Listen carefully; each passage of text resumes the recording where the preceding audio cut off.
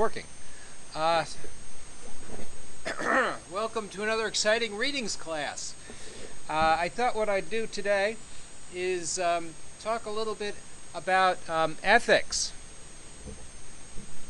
Ethics is an interesting topic. A great deal is written about ethics in engineering, and engineers have, in general, a profession to which they belong, and the engineers have a code of ethics to which they must subscribe. Who here considers themselves an electrical engineer? One, two, three. Who considers themselves a computer engineer? Nobody. That's it. Oh, and there are others. You know that there are many different kinds of engineering, and the different kinds of engineers have different codes of ethics. But if you're an electrical engineer, then you're in the profession of electrical engineering, and that means you have an IEEE code of ethics. And this is in some sense the one that I think you would use. But other engineers have different codes. The ASME code of ethics is really different from the code of ethics for engineers. And lawyers, too, have a code of ethics. And this code is also different. For example, the rules for a lawyer include defending an axe murderer who he knows is guilty, whereas we as engineers might not need to do that. There is a compelling argument that such an individual is certainly entitled to a defense, but we as engineers aren't entitled to defend them. So there's a compelling argument that the rules of behavior, or what you might call the codes, are really different. For engineers, we do not have a code of ethics which is the strength of law. But lawyers have a code of ethics which has the strength of law. Moreover, the code of ethics for engineers can almost never result in your being kicked out of the profession. That's almost unheard of. In fact, I've never heard of anyone being kicked out of the profession because they violated their code of ethics. However, engineers are different from lawyers. Lawyers can be disbarred. They can be forbidden from practicing. Whereas the engineer who violates their code of ethics can continue to keep their professional engineering certification. They're licensed by the state.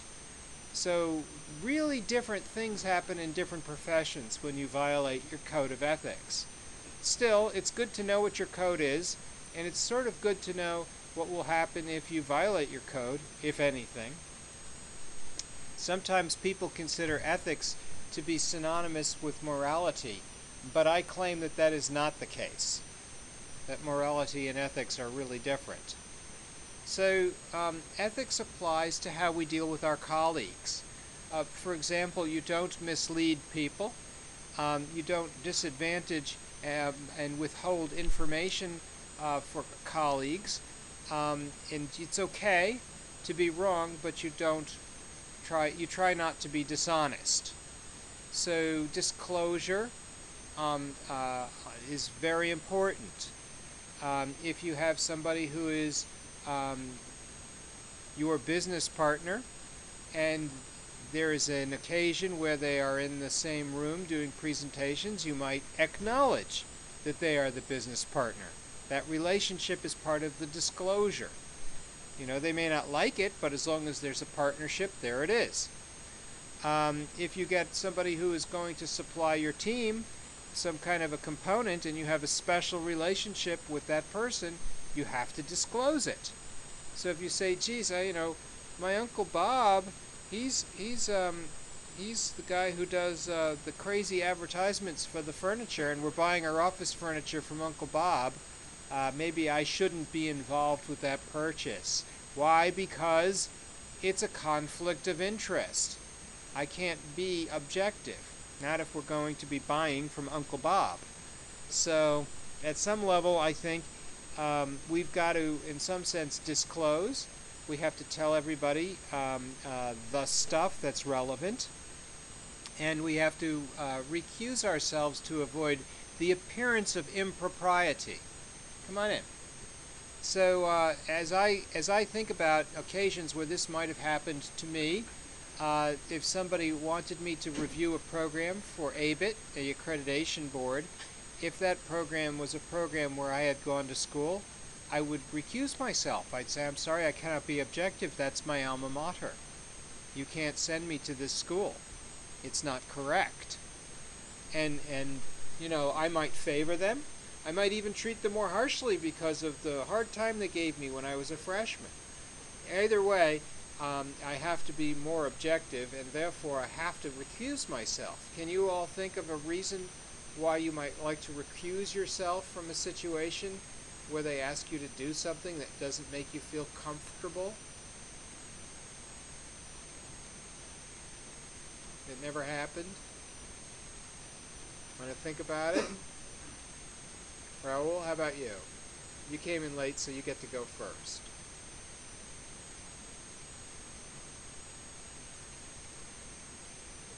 Well, if you don't answer this question now, I get to ask you again later.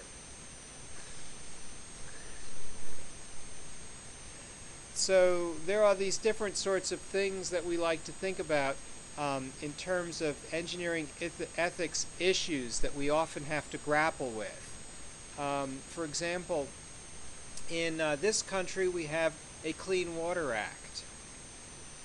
In this country, if you're going to dump waste into a waste pond, the pond has to be lined so the water doesn't go into the water table and pollute the water supply and kill people or make them sick in this country.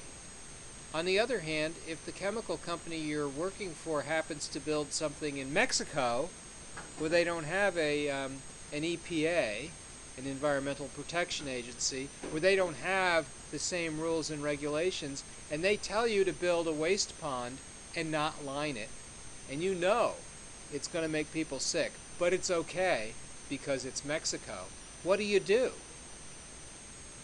That's a tough problem, right? How would you grapple with that problem, Raul?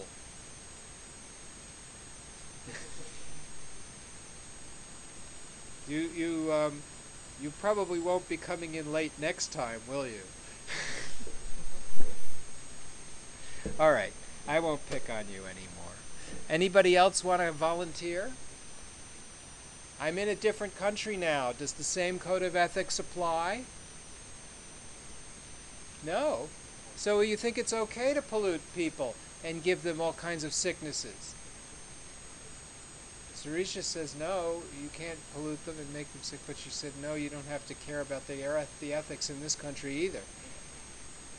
Well, it so happens the Code of Ethics in the IEEE is an international code. IEEE is an international organization. So if the ethics has anything to do with it, you might like to apply your Code of Ethics. It's a public safety issue. You don't do things that endanger the public health. What about this idea of, I'll say, whistleblowing? Has anybody ever heard of whistleblowing? What's that? What's whistleblowing?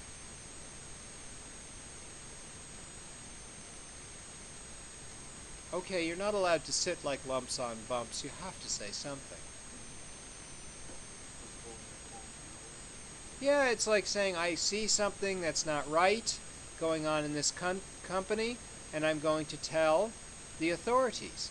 That's what it means to be a whistleblower. Well, it so happens I can give you an example of a whistleblower. The Bay Area Rapid Transit Authority operates subway tunnels that go underneath the water in San Francisco Bay.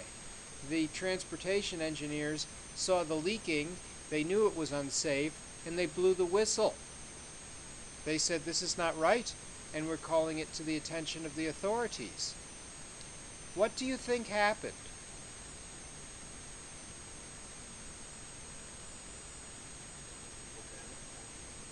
They were fired for blowing the whistle.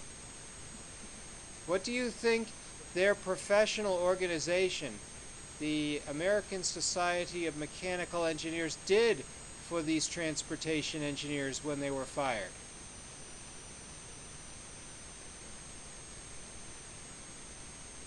You can guess.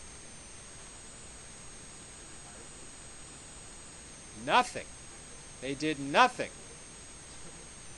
So, what do we know now about blowing the whistle?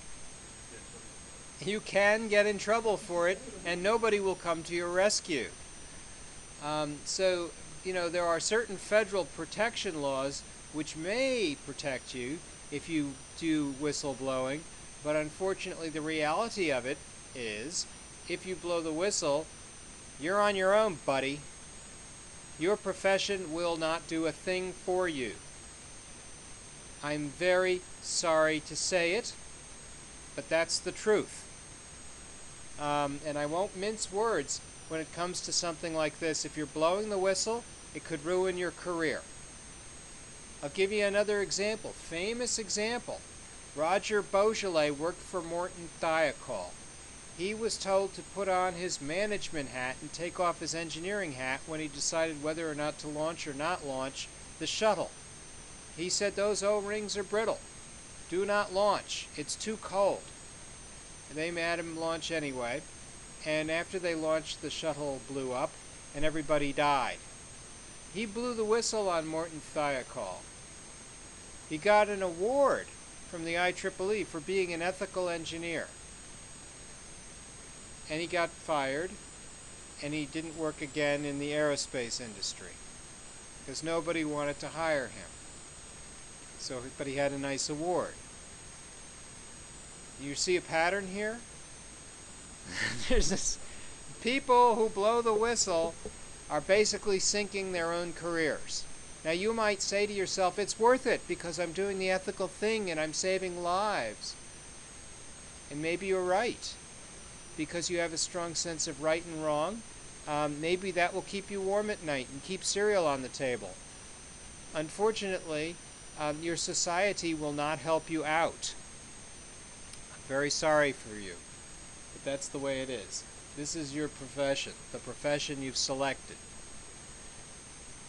What about this idea of, well, I think it's obvious, trade secrets, plagiarism. These are things that I think it's obvious what's right and wrong and when you're violating the code of ethics. Gifts and bribes, it's pretty obvious. Fair, I mean, fair is a loaded word. What's fair? Being fair, it's, that's a difficult problem when you're in a competitive industry. And then there are these different things, I'll call them nomenclature. Terms of the field in ethics, the ethics field. They have its own nomenclature. One is called virtue ethics. I am a good person, and I do not do bad things, because that is unethical. That's virtue ethics, right? If I say, I'm Boris Badenoff, and I don't give a crap, and I do whatever I want, that's also virtue ethics, because virtue ethics relies upon your character as a person, your virtuousness. Yes. So if you're not virtuous, you may not care very much about virtue ethics. They don't really govern how you make your decisions. Virtue ethics. There's other kinds of ethics. Utilitarian ethics. Utilitarian ethics says, I'm going to maximize good and minimize bad, whatever that may be, whatever good is. Good could be profit, but in fact what we really want to do is make it even more abstract, call it happiness, and reduce suffering. So I'm not going to just maximize profit at the expense of human suffering. Now, you could say, but gee, you're making bullets. What is it exactly you think you're doing that's going to maximize happiness and minimize suffering? You could say, well, I'm keeping the world safe for democracy, and you need guns for that. You could say, well, that may be true. So maybe making bullets will help if the bullets are doing good things, whatever those good things may be. So now it's a matter of interpretation. I mean, there are people who are here in this state, and maybe even in this very classroom, who work on things like attack helicopters. They're engineers. They're ethical. They're doing stuff which they think is going to maximize happiness and reduce suffering, right? Fire and forget on 14 targets simultaneously and identify friend or foe. Are they maximizing happiness? Well, if the targets are bad, then maybe they are. So it's a real iffy question in your mind as to whether or not this is the kind of job you want to take. Because if you don't believe that this is the kind of thing you should be doing, then there are other areas of employment. But if you really believe in it, and you're keeping the world safe for democracy, then sure, you can use utilitarianism to say, look, these helicopters do more than bad things. They're also rescue helicopters. There's also basic transportation, civilian helicopters, and then there's the helicopters used for war, and I believe in our troops and I support them, and therefore they maximize their safety by having attack helicopters. They are the modern cavalry. They go in and they get out, and they do whatever they need to do to keep themselves and their troops, their colleagues, safe. Utilitarianism. Then there's ontology, and you can sort of see that this is an interesting idea. Why would I talk about ontology? Ontology, remember we talked about the taxonomy or the organization of things? That's ontology. So you could say, okay, but what does that have to do with ethics? Right? Well, there's another term which sounds like ontology, but it's not. It's deontology, which is a completely different thing from ontology. And what that does is it lets you take ethical positions and judge them based on the rules of behavior. Remember, everybody has a code of ethics. If you follow the code, I don't do that because it says it in the code, that's on deontology. That's rules of behavior. So you're not even making a value judgment, right? It's not based on your character. You're saying, I got rules, I follow the rules. That's it. And so we already know about ontology because we need to organize the field, right? We create a taxonomy, a diagram, that essentially takes all the different kinds of papers and somehow organizes them nicely. That's ontology. Deontology, that's different. That's just rules of behavior. So now I've got these three basic ways in which I can analyze an ethical situation. Let's assume, for example, that I'm going to build intelligent power outlets. Intelligent power outlets, what do they do? Let's see. Well, there's this safety aspect. Can they burn down the house? If I plug something in, what could I plug into it? A toaster oven. Better yet, a reflow oven made out of a toaster, which goes into the intelligent outlet, which is run by some microcontroller, Arduino, 8-bit toaster controller I program in my spare time. And it goes to 275 degrees, and then it's supposed to cool down gradually during the reflow process. And I'm not exactly sure if this is working right, and I tell people not to leave it unattended. What's the ethical application here? First we look at the rules, right? There are codes of behavior. So we can look at the deontology approach to analyzing the ethics. Then there's this business about maximization of value and happiness. I'm so happy to be able to turn my English muffin toaster into a reflow oven because now it's double duty. And I can save an outlet, an intelligent outlet. And what else can I do? Oh, save money, right? Reflow ovens are expensive and toasters are cheap. There's this other thing, virtue ethics. Is it right? Is it right to sell something that turns a toaster into a reflow oven if there's a danger that someone will put English muffins in there afterwards, even though it's all filled with lead and other things? Or maybe that it could somehow melt and burn the house down, everybody running away screaming in flames. This is like your thesis, right? So there's something to be said for talking a little about safety, talking a little bit about ethics. That goes in to your thesis presentation. So when you do the ethical analysis, you'll be doing the deontology and the utilitarianism and the virtue ethics. Do I feel good about burning down the house? I made money. What is the price of human suffering? I'm not supposed to do that. That's utilitarianism. So if I don't feel badly about burning down the house, and I feel good about making a profit, and I don't feel badly about human suffering, what about the rules of behavior? I think they may have something to say about safety, public safety. So at that some level I could say, aha, there's a consideration, a way to look at this that allows me to say, nah, I probably should be a little bit more careful. But I can find a nice way around it. I'll just sell it as a kit. If I sell it as a kit and let people put it together, then I don't have to worry about UL listing. I don't have to worry about regulations. Maybe they'll sue me anyway. But at least I've skirted the law, the letter of the law.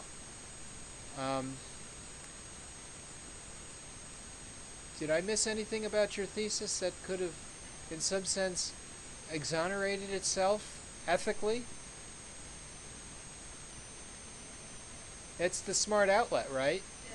Yeah. Smart outlet, we can control it with anything. Computers, right? We need computers for that. Yeah. So at some level, I can do the analysis on your thesis just sort of by looking at the three basic tenets of ethic analysis. The rules, the maximization of value, and maybe your personal character. All things that you might like to consider when you do your presentation. You could write a paragraph about this, or you could write a page. I'm not going to tell you that you have to write a whole page on this, but if you're going to do the analysis and do it thoroughly, you may end up writing a little bit more than a paragraph or two. Oh, and Raul doesn't need to take notes because he already remembers this. Okay, so Raul, what are the three kinds of ethics? Uh-huh. Having a little trouble focusing, are we? It was just on there. Okay. Utilitarianism. Yes, quite right. Thank you. So, let's see now. Here's this business about the IEEE Code of Ethics, which I will not read to you. But it's probably good that you've seen it. You want to accept responsibility in making decisions. If you follow these rules, what kind of ethical application are you using?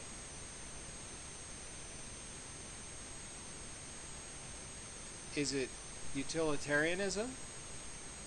Is it virtue ethics? The answer is, if you're following the rules, that's deontology. So that's that. If you just apply the rules, and this is what I do because those are the rules, that's deontology. So I've got to think in terms of health and welfare. My automatic power outlet reflow oven may endanger safety and health and welfare, and I have to disclose promptly the factors that may go into that. Don't leave the reflow oven unattended. I mean, you don't have to stare at it, but it might not be good to just leave it. So, endanger the public.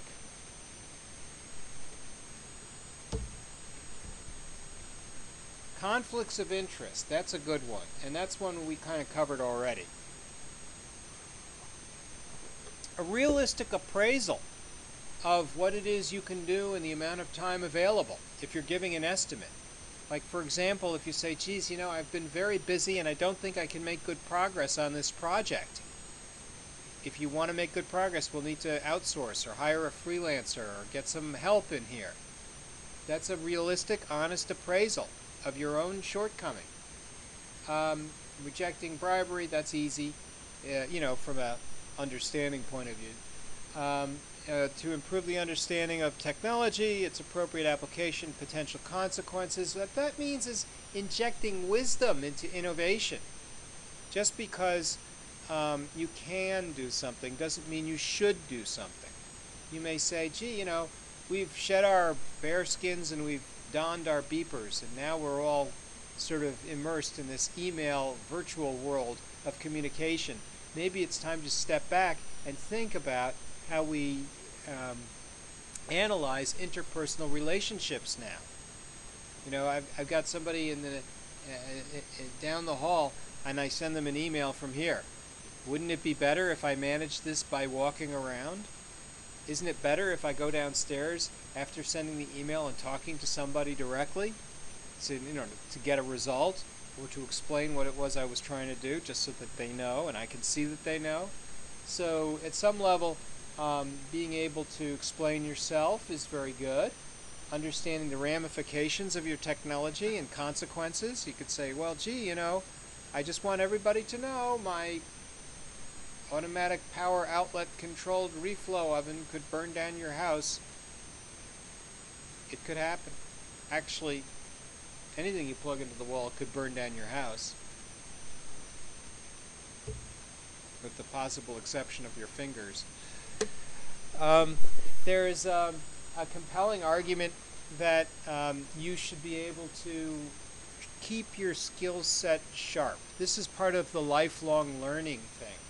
IEEE Code of Ethics says you've got to continuously train yourself because the technology is a moving target. You'll never learn it all. Being able to accept criticism is so difficult. But the work defines itself. So confront the work and not the person. You didn't have a bunch of grammar errors in your midterm report, but your midterm report contains grammar errors. So it's not about you, it's about the report. It's not you, it's me. It's because you want to really look at the work and be objective about it. So if I take your report and I red pen all over it, it's me looking at the report and don't feel like it's degrading you. Although that'll give you a little insight into what to expect. I would like to see reports that are nicely written, and if you can get them proofread, that's a real big plus, because if I have to sit there and red pen them like nuts, it will be reflected in your grade. This business of fairness, well, presumably everybody gets an even chance. I think that's what fairness is about. This business about safety and avoiding injury, it seems to me that's the same thing. To assist colleagues and coworkers in profession, helping others is being collegial. So if you came to me with a problem that you were working on after you graduated, and I could help you by giving you advice, I would. Because if I use deontology, I say, that's one of my codes of ethics. I should be helpful to my colleagues. So if somebody comes up to me after they graduate and say, oh, Professor Lyon, I'm having trouble deciding if I should take this job, versus the other job. Or I don't know if I should, take this approach or that approach, or if I should start this business, I'm there for you. I'll do what I can. You may not like my answers, but I'll do my best. So that's the code. It turns out codes have gone back for a very long time. Medical ethics, but even before that, they had the codes of Hammurabi, which date back to 1700 BC, and they governed engineers. One of the codes, I think, was for civil engineers, although I don't think they called them that then. It said if you build a house that falls and kills its owner, you'll be put to death. They don't do that anymore. But that was the code of Hammurabi. It'll keep you conscientious, anyways. There's modern, I'll say, more modern codes of ethics from the mid-1800s on.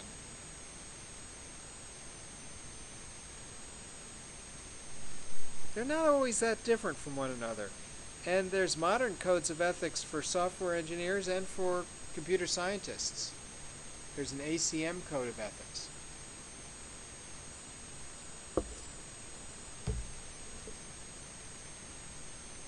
So then there's a question about engineering. Engineering is an art. Engineering is a science. Engineering requires design. Engineering is a profession. Engineering is a business. So what is engineering? I think the answer is all of these things. Really. It's certainly a profession. And design is something that we teach engineers. It's probably not something that we teach physicists, unless we teach them how to design an experiment. And certainly you need science, but why would it be art? Why isn't it just like a craft? Why is it an art?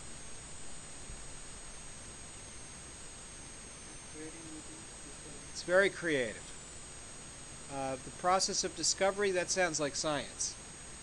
The process of creation, that sounds a little bit more like art.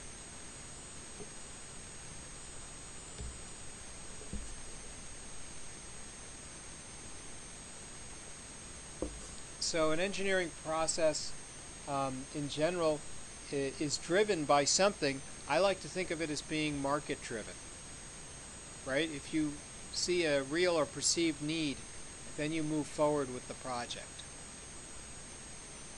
And in general, the project or endeavor goes through a process.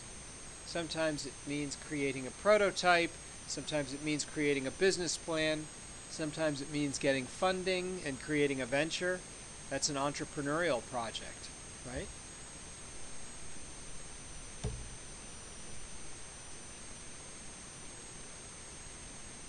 I'm getting talked out here. Are we ready to do our question and answer about the midterm?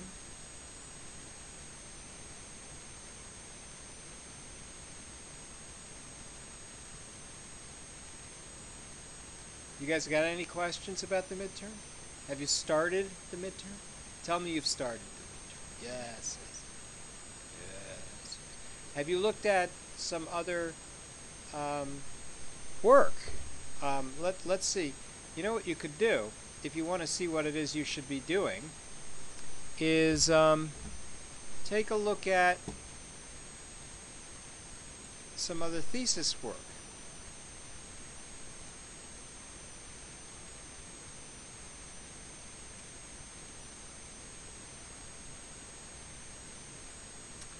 So we've got this title slide, an introduction, existing solutions, a problem statement, a proposed solution to the problem, like that's the approach, and then what you expect to find, desired results. Somebody said, do I need math? Should I? Yeah, if you have a theory, that's nice. Maybe you can substantiate the theory. Maybe that's what you'd like to do, validate the results. Ethics. There's ethical concerns. You want to at least put in one slide about the ethics.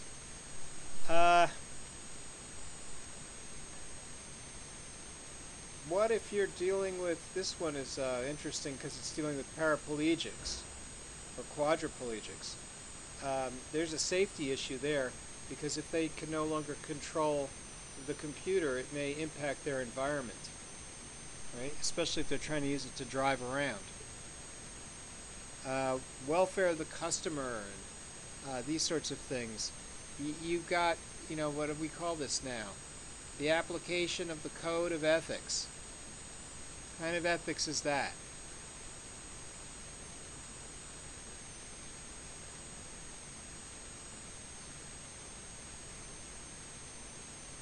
Rules, right? Deontology. So if you go through and read all the rules that apply to your profession and then start applying them, you're doing the deontology approach to ethics. So that's what we see here. Someone has taken a deontology approach. Then there's this other one, accepting constructive criticism. Also deontology. That's one of the basic precepts. Here's one, training. Another deontology type application of the code. So all of these things were identified, but what about some of the other ones? What about virtue ethics? Does any of this look like virtue ethics? The character of the person involved? No, they left it out. So mandated by the IEEE. They just went and followed the rules of behavior, that's it. So this is an interesting point, because if you come into a room and say, I am an ethical person, what does it mean? I follow the rules? Is that what that means? Or does it mean I have a sense of ethics, I have virtue ethics? Or does it mean I can weigh things to maximize well-being and minimize unhappiness, right? Utilitarianism. So when you say I'm ethical, it means different things to different people. Isn't that interesting? All this time you thought ethics was easy.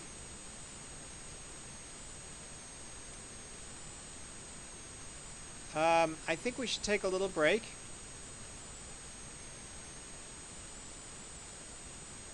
Just because I need a physio. Okay, I'm back. Sorry. So what I thought would make sense is we should try and come up with a way to apply the ethics so that we can have some sort of brainstorming about our thesis and what it is we might like to write. So someone should start. We already talked a little about the outlet. Maybe we should do something different. Surishi, I think you want to tell us what some of the ethical implications might be for your thesis?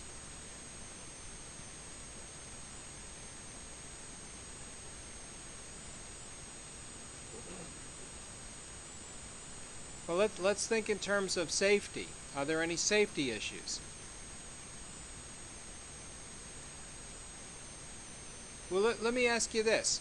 Suppose you had a cryogenic fluid. Could you be cavalier with it? Is there anything you need to worry about? Right? Suppose I gave you a little cup of liquid nitrogen and you just left it on the table and drank it all down.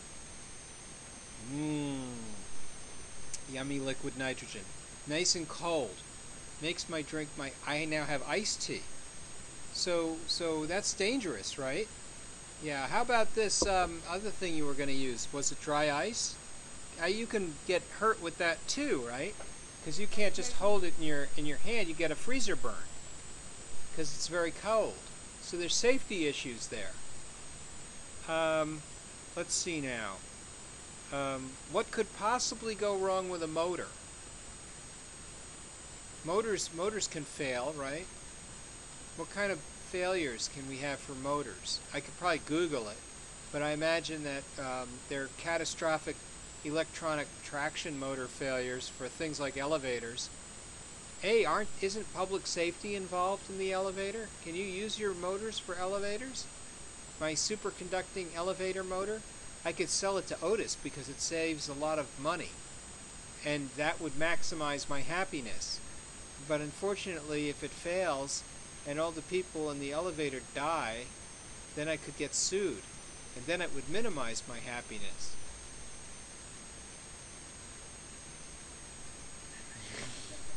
So there's a utilitarian aspect to this. How about this idea about deontology? What is the deontological aspect of your thesis? that you could use to analyze the ethical ramifications of implementing your motor.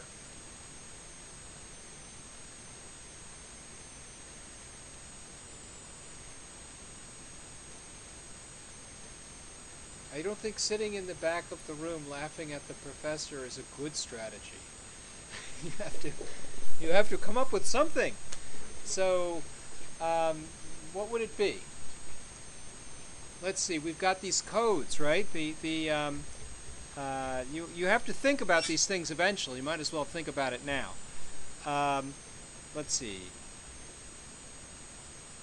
Is it realistic to suppose that these motors can be used in a practical way? It is. And so, do you have any data to support that assertion? Not yet. So the realistic thing might be to say it's a pre-prototype. We don't quite have the prototype yet, and we haven't really built it yet, and to be honest, may never work.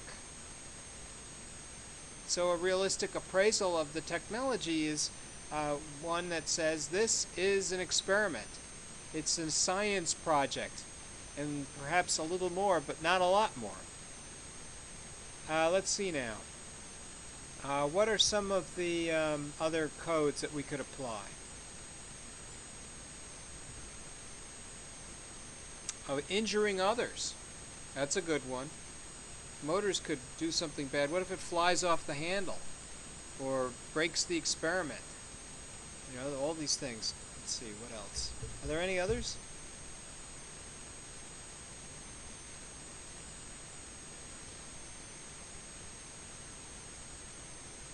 I guess we covered the endangering the public. So we've got the deontology covered. The utilitarianism, I think we got it covered somewhat, right? Because it's supposed to use less energy, and this makes more people happy, right? Because we don't want to use more energy. What else can it do? Why should I use these motors anyway? Aside from the fact that I find them very interesting.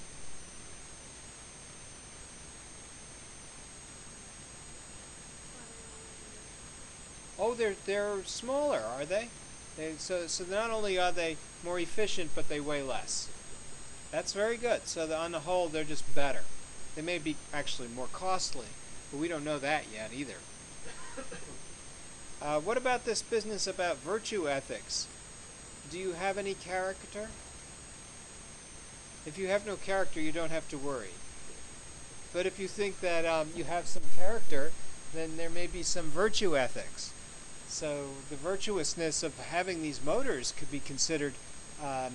Perhaps you could say something about how these will make life better for everyone. Less greenhouse gases, less filling, more motor flavor. George, you want to take a stab at it? At mine? Yeah. Yeah, sure.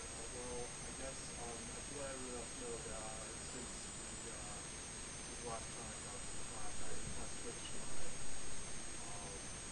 my project thesis statement to blocking cosmic rays. Mm. You know, and that probably well known that this leads to cancers in people, and people don't want to get cancer. So I guess the spacecraft that I originally claimed that would, get rid of asteroids would be built towards blocking these cosmic rays, such as perhaps UV rays or gamma rays, or high rays with short wavelengths, that have high frequency. High energy High energy photons. photons, So exactly. you're going to use an electrostatic Right. field, right? Exactly. Electrostatic field. I think that approach would be more applicable. It makes more sense, and it would. It has a number. Looking at the ethics, you can see right away that it already has. It already has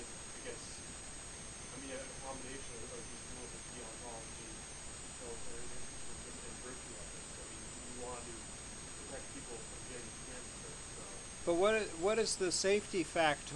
The safety factor is that I mean that these rays are harmful, pretty harmful. But aren't you going to use a high electromagnetic force?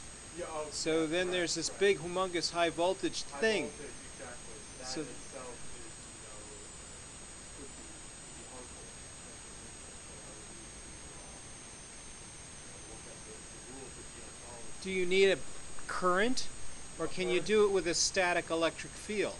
Correct. It could be done with a static electric field. So it doesn't need to take a lot of power, but it must have a lot of potential.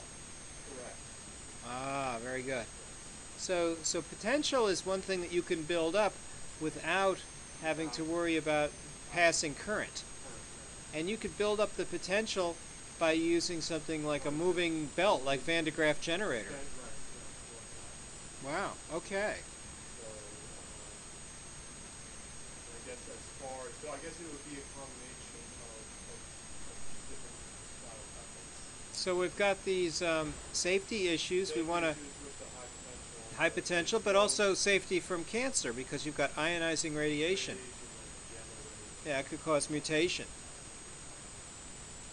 And let's see now, what else can we put in here? Consequences of the technology.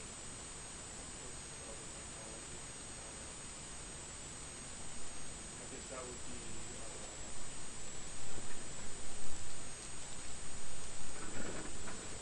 consequences of the technology are Could be good consequences. You can have space travel. space travel, right? But negative potential consequences are people would take risks they wouldn't otherwise take. Such as Space travel. space travel, which has itself Well, I mean, if there's the potential that cosmic rays will get through. will get through and cause damage, like cancer, or change the DNA Mutation. mutation. Yeah, it'll increase the mutation rate. Usually what happens with mutation is either the cells repair itself or they become irreparably damaged. And then they get out of control. That's when the cancer Cellular, occurs. that's what cancer is. Uncontrollable growth of cells. And as far as a realistic appraisal of the technology, I mean, it has potential to be good by blocking the cosmic rays, but also, I mean, space travel, just mentioned. it's not even a pre-prototype. We have no data. Exactly. It's a science project. Yes. And it's possible that you could collect some data on this. In fact, quite possible. And that would be a way in which you could validate your claims. When, so, for example, it could be done in the vacuum, certain particles can be generated. Yep. The vacuum of space. Vacuum of space. And these might be particles that can be encountered in space over time. Dangerous atoms. And so this could be done in experiments. These particles could potentially be generated. Chetan, you got you got any ideas?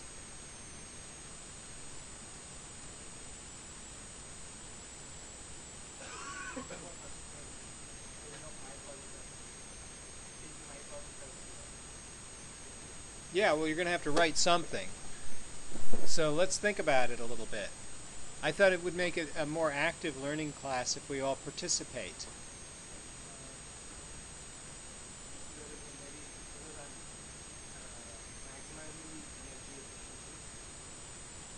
Tell us again what your thesis is. Now, how do you do that? You have to manipulate things mechanically, right? Only electrically. All right. Let's see now. Is there any danger to human beings in terms of overload or safety considerations that you need to think about? It's always 100% safe.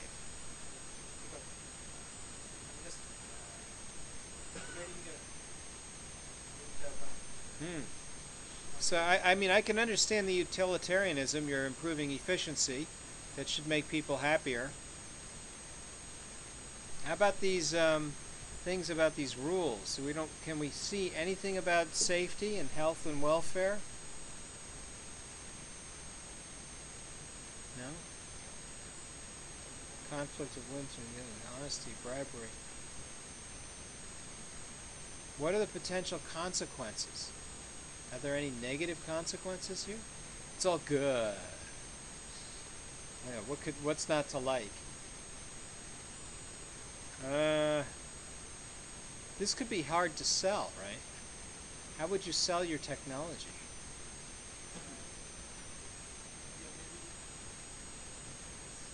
It's just an upgrade to an ESR operated WinRAR. Mm-hmm. So my idea was that operated in Well, maybe you've got a tough problem here because we don't really know how to analyze your ethical situation. I like to use deontology because I can go through the rules of behavior. Maybe we'll move on.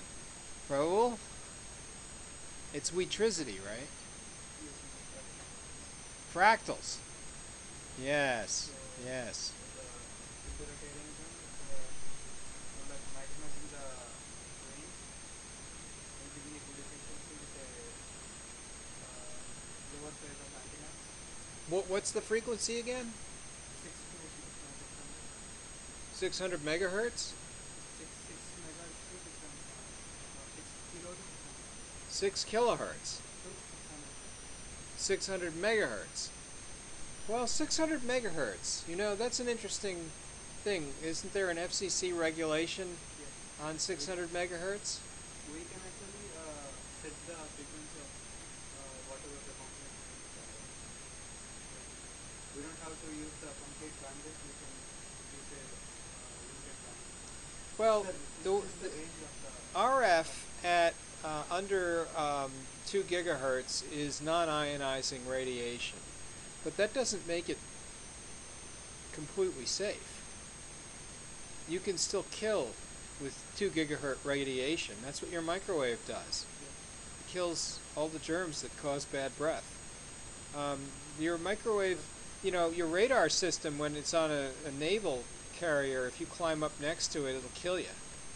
Because these things are very high intensity radiation, even though it's not ionizing radiation. So, the components which we use in the house and the office are not doesn't require much frequency. So it's always it will always be like a lower frequency that will operate. So it won't be a problem. you're saying that it goes to 600 megahertz, though. No, it's the range. A bag phone can't go over 3 watts, and you still don't want the antenna next to you, and that's only 900 megahertz. So these things you have to be careful of. There's FCC regulations on that kind of power at those frequencies. Just safety regulations. Forget about the spectrum allocations. So there was something we were working on. Was it called the Sierpinski carpet? And maybe I could just sort of bring it up. So here's my little Sierpinski thingy.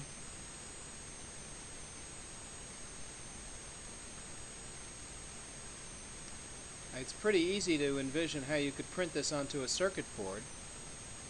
There it is, such as it is, right? And you can do this at any level. So if you said to me, "Geez, I don't need so much fine-grained stuff. I'll just go to 3 or 4." Now, what happens if I take something that's looking like this antenna and I put 200 watts on it? What did you say? 6 kilohertz? Right? So now I got 200 watts at 6 kilohertz. What will happen? I guess you're going to have one of these at one end and the other one sandwiched next to it. And if you touch it, 200 watts is 200 watts. In 6 kilohertz, it's like a big sine wave. Is that going to be like at 1 volt peak to peak, or do we care about the voltage? Why can't I run it at 1,000 volts to peak to peak? We actually don't require that much I could use it to deflect cosmic rays with fractal antennas. NASA would fund that. And then if I use it in deep space, I can make it out of materials that work with cryogenic temperatures. And with those two changes, I've incorporated three people's theses into one project. Because now I have a cryogenic Weetricity cosmic ray deflector. And what's not to like about that? Oh, did I mention that it operates at 1,000 volts? Yes, and 600 megahertz. That's what you need to deflect the cosmic rays. You need substantial voltage.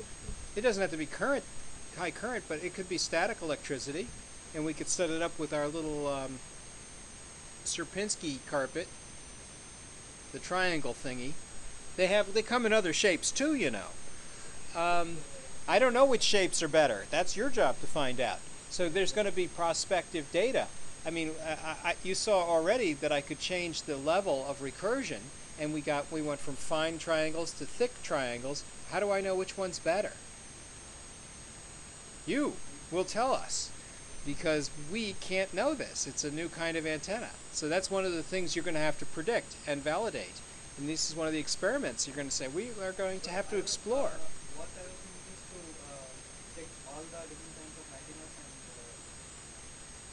and finalize with a final one which gives a better result. That's better result. Like there are so many kinds of characteristics, so that's why to stick with the stability. Oh yeah. We should basically check with the other kinds of antennas. Well, it's not only the recursion level, but the size of the antenna might make a difference. Maybe bigger is better for antennas. I don't know much about Sierpinski antennas. You think this is the range? Yeah. Besides the So it's a big question in my mind. Maybe it's better to have how did we call it? Big antennas with low level of recursion. Maybe that's better. You know, is that a better antenna than the other one? They're both the same size.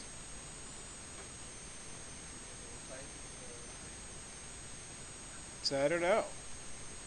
Size could make a difference. When I do a dipole antenna, it's just a long wire. But it's 75 feet long if I want AM or short wave. You know, so it's a question of the wavelength you're shooting for. Usually you design these antennas, right? You don't just experiment with them. You have a theory upon which you base your design, and you come out with some design. So how does an antenna design play a role in selecting the parameters for the Sierpinski antenna? That's part of the exploration, and if you think about it, that's going to improve our skill set. That's a real science question. You know, there's some real science in here somewhere.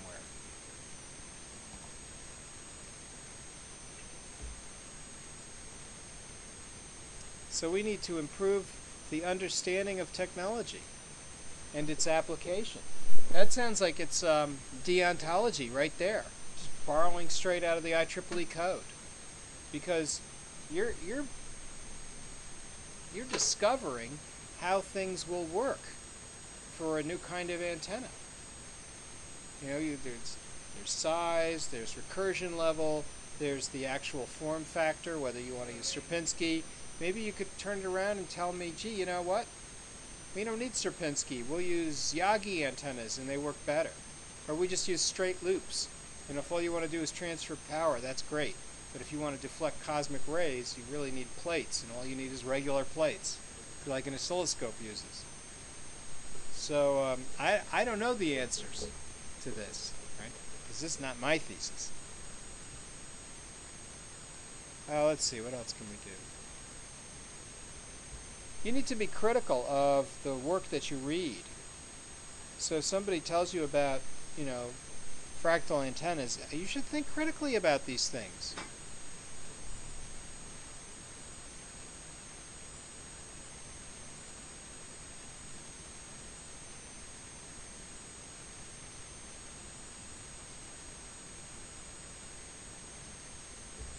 So here's somebody's thesis, and they've given you the historical review.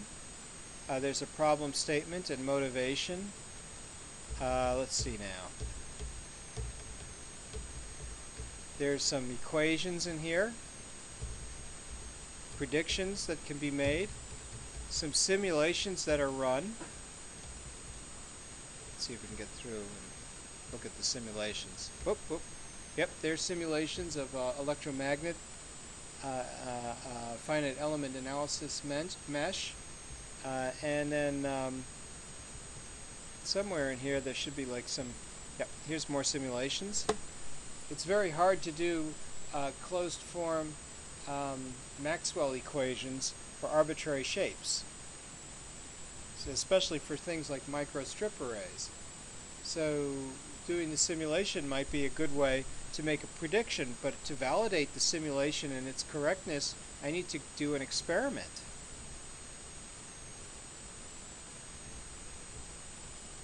So I have to make a prediction. Here is somebody who actually built some real antennas, which you could use for Wetricity. These look just like Wetricity antennas. And now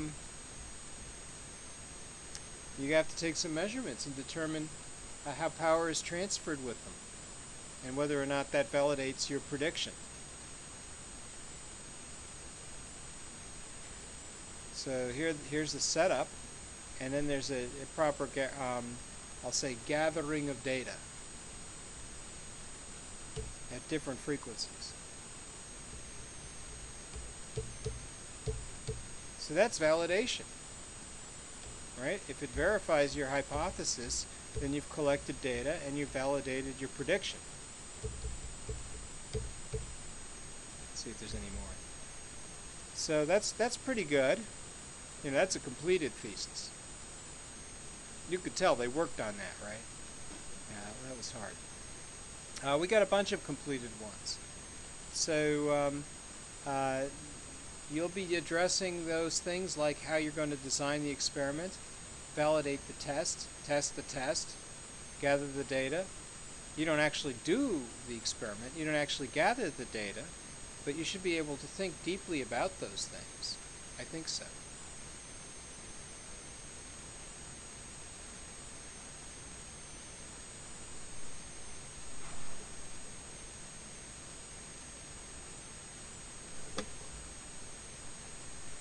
Chetan, now you've had some chance to think about your code of ethics and your project. What else?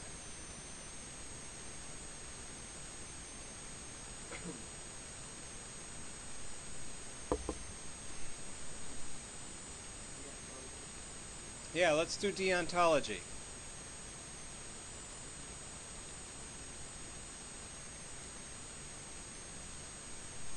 How will you apply the code of ethics to your problem?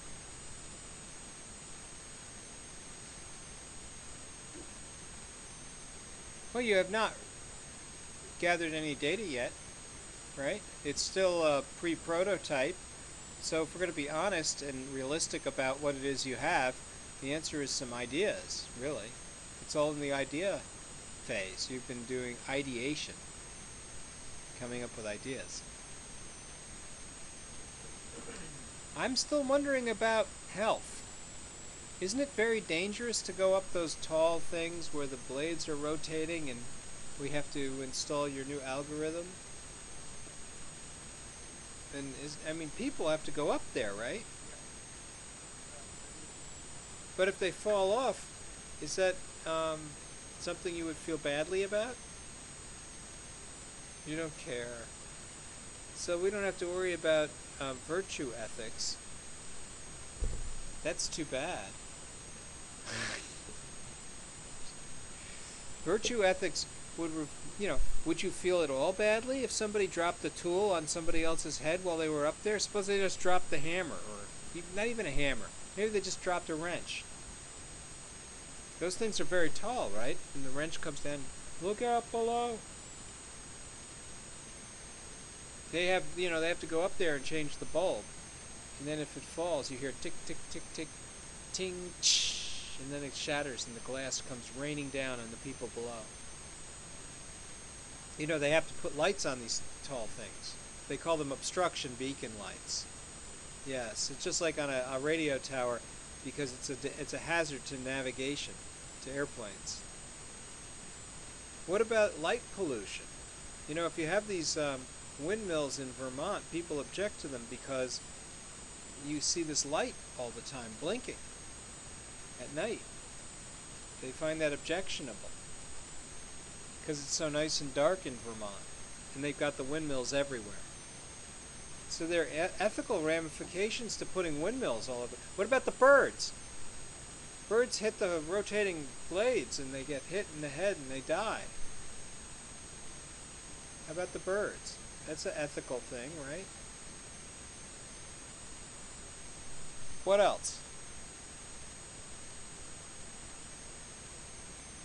I'm coming up with all the ideas for your thesis. You have to come up with the ideas. You make these. You don't like my ideas. You come up with ideas. There's this business about understanding the technology. You'll have to educate people. It's going to be a tough sell in order to get people to use this technique.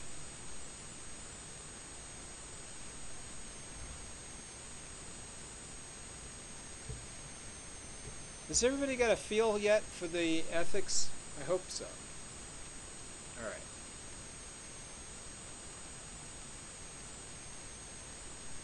Let's zoom in to some of these other projects. I wanted to try and sort of touch on the ethical issues, and one of the things that you may or may not have thought about is what people do when they get into these situations. And a lot of times what happens is they think in terms of what they should be doing in terms of their ethical obligations, right? The deontology. Should they be blowing the whistle? Should they be trying to stop management from doing what he's been doing or it's been doing? And so what I would do is I would cite the classic Challenger disaster. I'm not convinced I can play it here, but I'll try.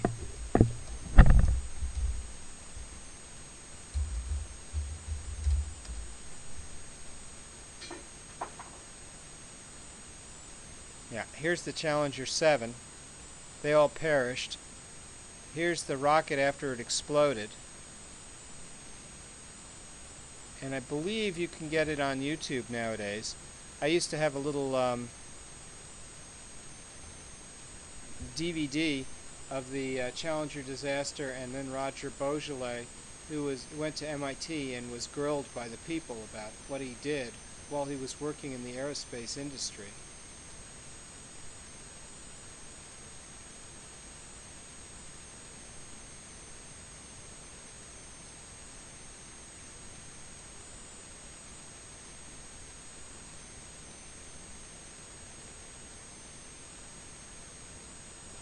I was working at the Jet Propulsion Laboratory. Oh, and that reminds me. This is a big ethical question. You know that when you want to launch a satellite outside of the solar system, you need batteries that last. So we launched plutonium. That's a big danger to public safety. Here's a gay marriage poll. This appears to be an accident, but the reality remains that this traumatic experience could have been prevented. On January 26, 1886, the space shuttle Challenger was all set to launch its 28th mission after sustaining 5 launch delays. Everything seemed all set for the launch. Morton Bergbo, a NASA contractor that is responsible for making the solid rocket boosters, initiated a teleconference call with NASA to discuss postponing the launch for the temperature increases. Unfortunately, the first mistake NASA emphatically made was excluding the engineers, who are experts on the parts, from being a part of the conference. The engineers knew that the solid rocket boosters could not stand the cold temperature that Florida was experiencing during the week of January 26th. The average temperature during the week was in the low 50s, with the minimum temperature to operate the solid rocket boosters being 53 degrees. The ICO's engineers did not want to take the chance of something happening to the shuttle. Unlike the engineers, the managers of FADCO were not thinking about the safety shuttle. After 5 launch delays, the last thing they wanted was to risk losing NASA as a client. Geico's managers took a vote to decide whether to launch or not, also excluding the engineers from the vote. The managers decided with almost a unanimous decision to allow the shuttle to launch. The engineers just prayed that the temperature would increase by launch time. On Sunday, January 26, 1986, the date the Challenger was set to launch, the shuttle was delayed once more due to a mechanical error with the door handle. The launch was postponed for the last time to the final launch date of Tuesday, January 28, 1986. The engineers' worst fears were realized when the temperature on Tuesday dipped down into the lower 20s, which was much lower than the rocket boosters could handle. One of the head engineers at NASA told the manager to call off the launch due to the low temperature, with the manager replying, "If we don't launch now, we will not be able to launch again until April." Against NASA and Geico's engineers' wishes and advice, the shuttle launched at 11:38 a.m.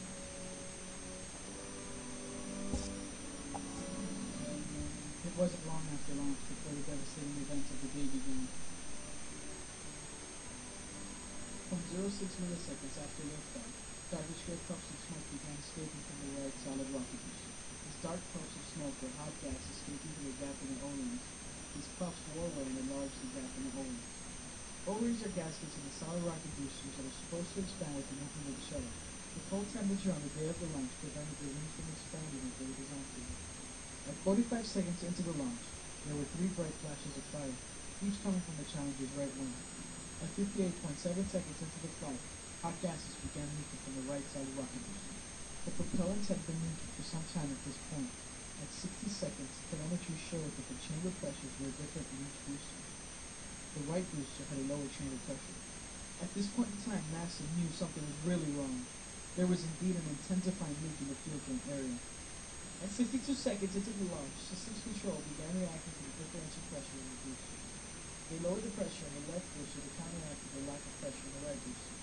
Unfortunately, this did not solve the entire problem. The rocket booster breached the external fuel tank at 64 seconds after launch, changing the color of the plume cloud.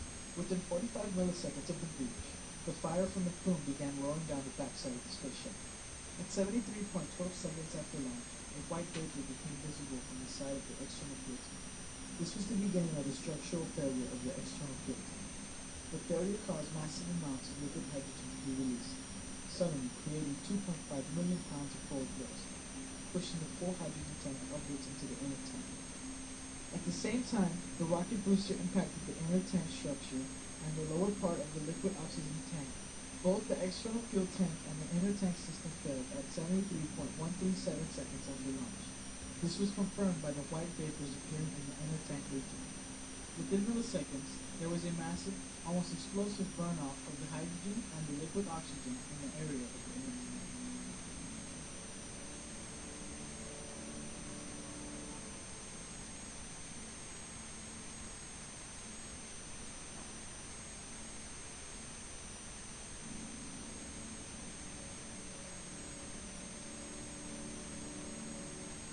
Those are the solid rocket boosters. They continue to fire after they've been ignited, even though the main vehicle has been destroyed.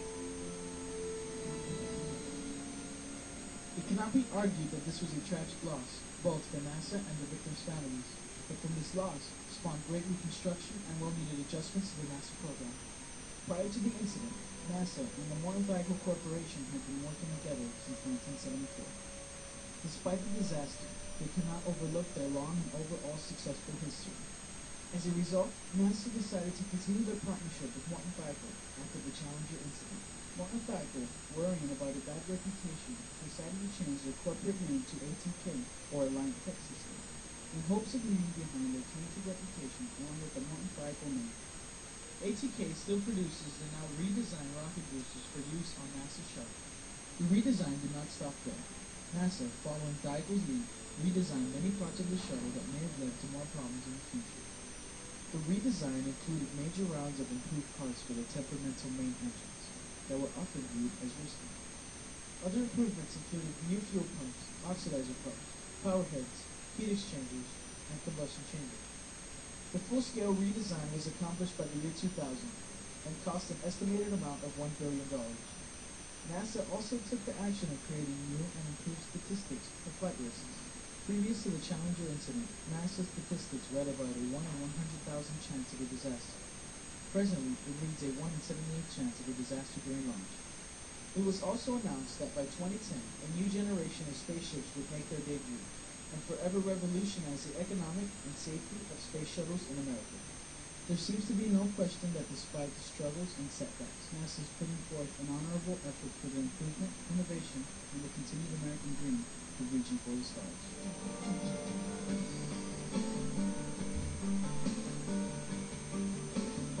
Okay, so if we know anything about the shuttle, this wasn't the last, right, exploded shuttle. And after all of the efforts that they made, another shuttle blew up. And this time it was because some piece of foam fell off of the fuselage during re-entry and hit the wing. Well, as it happens, every high-performance military aircraft fielded by the armed forces in the United States has an ejector seat. And when the shuttle was first designed, it too had ejector seats. But they took the ejector seats out so that they could fit in an extra 4 mission specialists. So the real thing that they needed to fix, a way of getting out, was never fixed. And when they did the analysis after the cabin was recovered from the Challenger, they found out that the astronauts were still alive underwater, that they effectively had drowned because of the amount of oxygen that they had used. They simply weren't recovered. So NASA never really fixed the shuttle, because to fix the shuttle would mean to have a backup system, some kind of way of getting out, because you can never, in a very complicated system, anticipate all the possible things that could go wrong.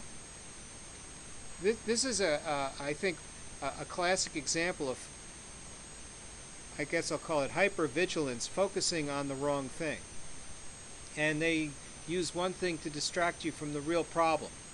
And naturally, you know, O-rings didn't kill the astronauts. And it wasn't management and its short-sightedness that killed the astronauts. It was the removal of ejector seats, which were never put in during the life of the shuttle after they were taken out. The basic interesting problem here is that people examine the safety issues from only one side, and it never seems to really deal with what I would call the critical problem: no backup system, no way to escape. See, once you're belted into the shuttle, you're stuck, and that's it. So if you were Roger Boisjoly, the engineer who they cited but didn't name in this video, what would you have done had you found that they were going to launch against, let's say, what you consider to be safe practice? Right? No ejector seats, it's too cold, the O-rings are brittle, and you know they're brittle. What would you have done?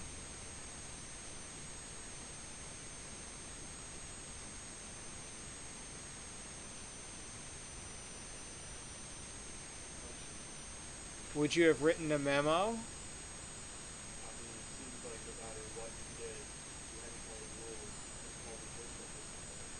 You ended up really Yeah, he gave the okay to launch. They don't tell you that here, that he was at that meeting as an engineer, but they told him to take off his engineer's hat and put on his management hat.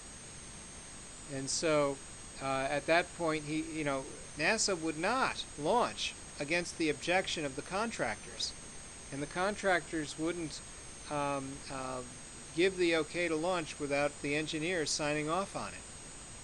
So Roger Boisjoly gave the okay, and he says to this day he regrets that. He knew if he said right then, if he hadn't given the okay, he would have been fired. So he knew he had to give the okay. Was that the right thing to do? No. So now the question is, would you put yourself in the situation of being fired?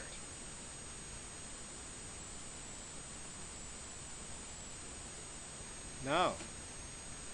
You just go along with the with what management wants. Yeah, that's too bad. Your profession won't help you out. Blowing the whistle, that can ruin your career. So it's a tough problem. Writing a memo, that's the best you can do.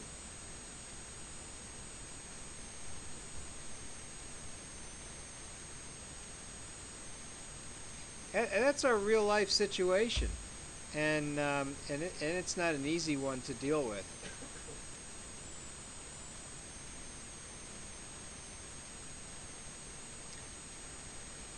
What about coercion?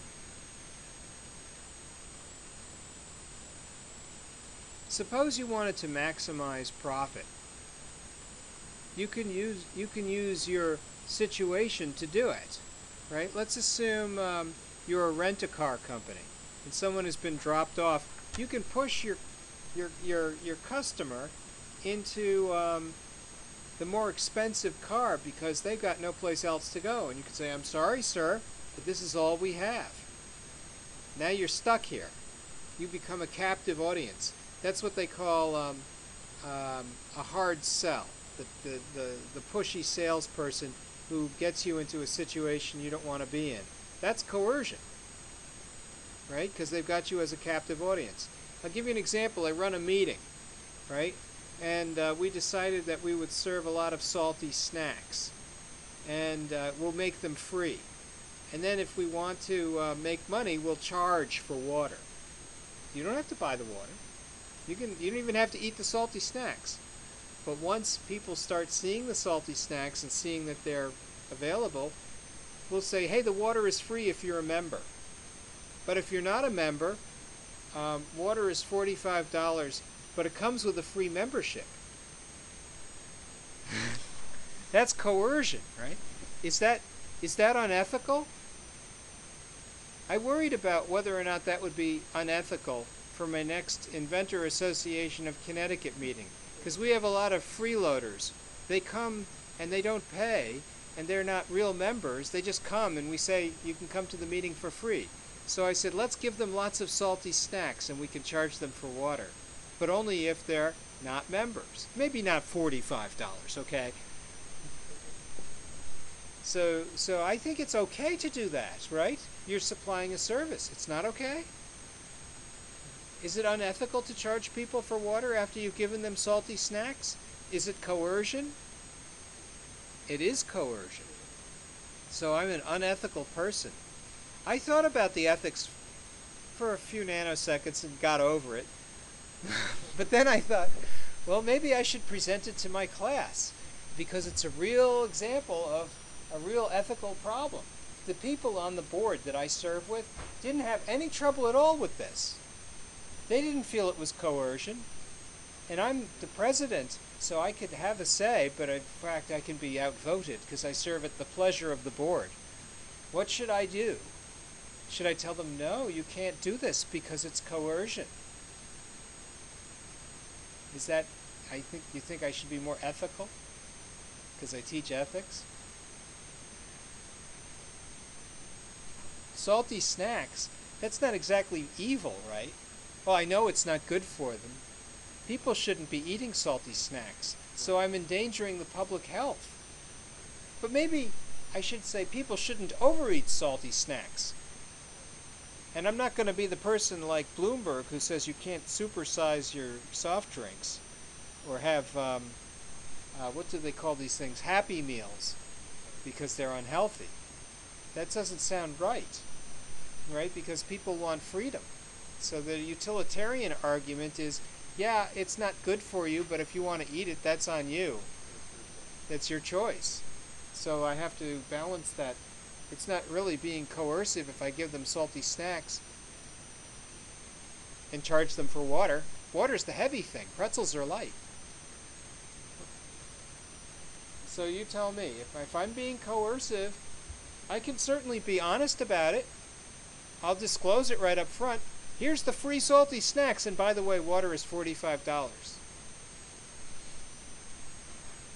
So if you don't want to spend $45 on the water, don't eat the salty snacks. or join IACT. Become a member. So I have this,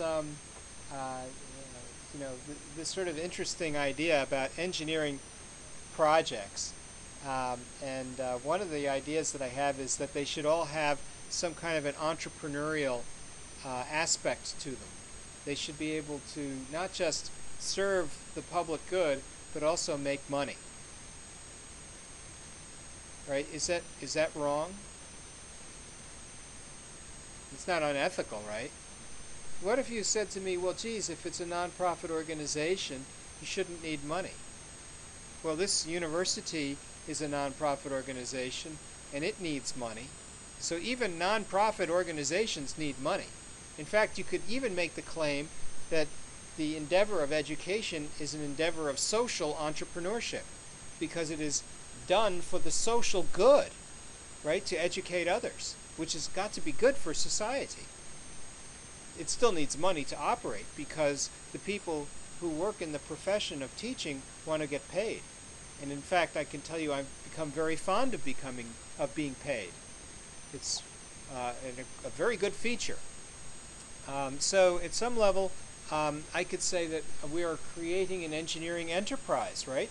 By running an engineering school and creating a new program. What about social entrepreneurship in your thesis?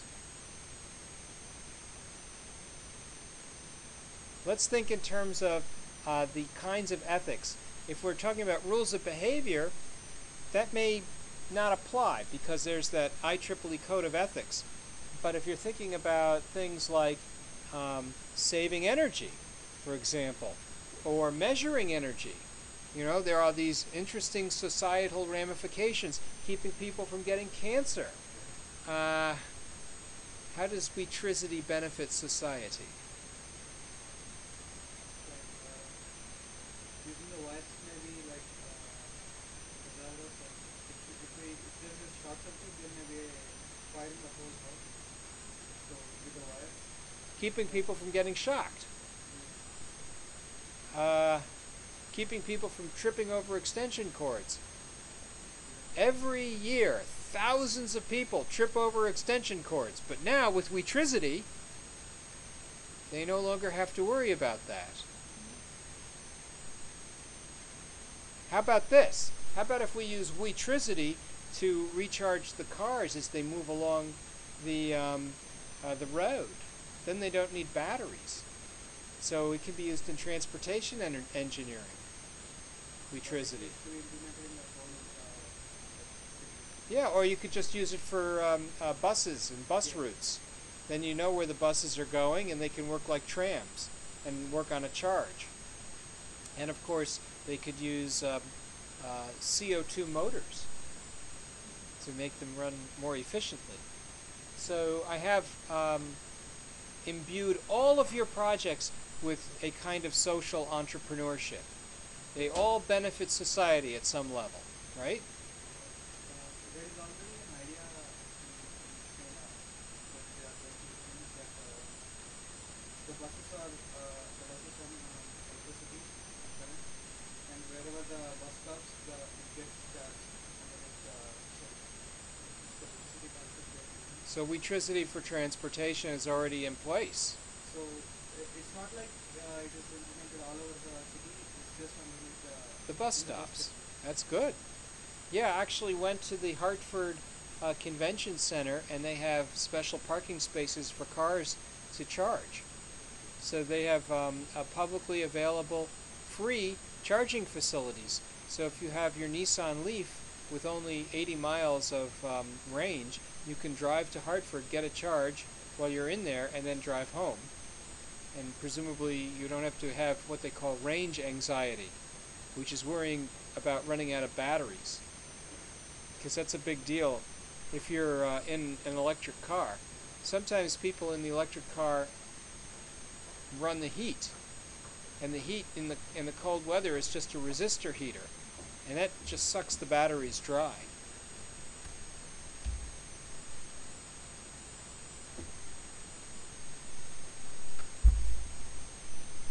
How many people here have heard of systems engineering? Never heard of systems? Really? You guys never heard of systems? Have you ever taken a course in linear systems? Or communication systems? Control systems? That's all systems engineering. With systems engineering, you basically come up with a model for the system, and then you attempt to try and simulate the system that you're attempting to control.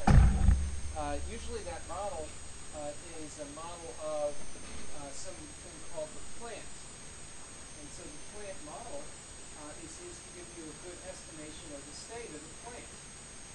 When you have that kind of a plant model, that's part of the system process. So the system process involves modeling and control and a good estimation of state. And sometimes that requires that you have sensors. So when you're thinking about modeling a system and you get a good, I'll call it high order sample and hold on the state variables for the plant, you can use feedback from sensors to update your estimate of what the plant is doing. So I'll give you an example. Suppose I have a robot and I can measure the distance it traverses by measuring how many wheel turns I have, called odometry. Well, I may be able to estimate based on front wheel angle the orientation and position of the robot, but maybe if I really want to know what the robot is, I need an external sensor, GPS or Polaroid sensor, and then I can measure the robot relative to the geometry of its surroundings. That updates my notion of the plant. So in some sense, I've created a system process which enables me to estimate the position and orientation of the robot, and then if I want to change the direction it moves on, I can bang on the steering and move it over this way or move it over that way, and that way change how it parks or something like this. So there's I'll call it system approach. Right? When you think in terms of your rotary blades, you might think in terms of the system, because there's a question of how you're going to feed the grid. You want to go beyond just the generator and the synchro. You want to go into how the system is going to accommodate it. In Germany, they create gas-fired electric generators that can be fired up in under 15 minutes, and they're half a gigawatt. And they do that because they have so much wind power. And they have to do that because the wind dies down a lot. And when it dies down, they got to fire up the generators, and they got to do it fast. So they build them out of very heavy steel. They call it T22 steel or whatever they call it. And this enables the boilers to go through very high thermal stresses. So from the point of view of the system, if you're going to do wind power all over the place, because it's not reliable, because it's not constant, you've got to fill in the gap with something else.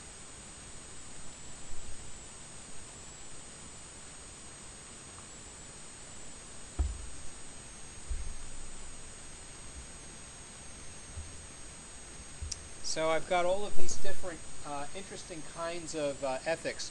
The virtue ethics, where we think about the person.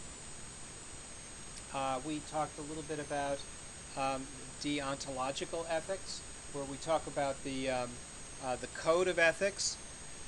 There's another kind of ethics. What was that? Virtue ethics. That's about the character of the person. We led off by that. So I got ontological, deontological ethics, virtue ethics, and what's the other one?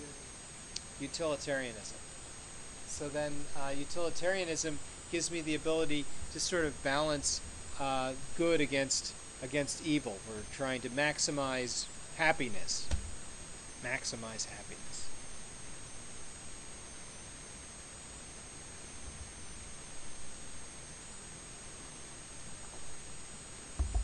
So is conceptual ethics more like virtue ethics or more like utilitarian ethics?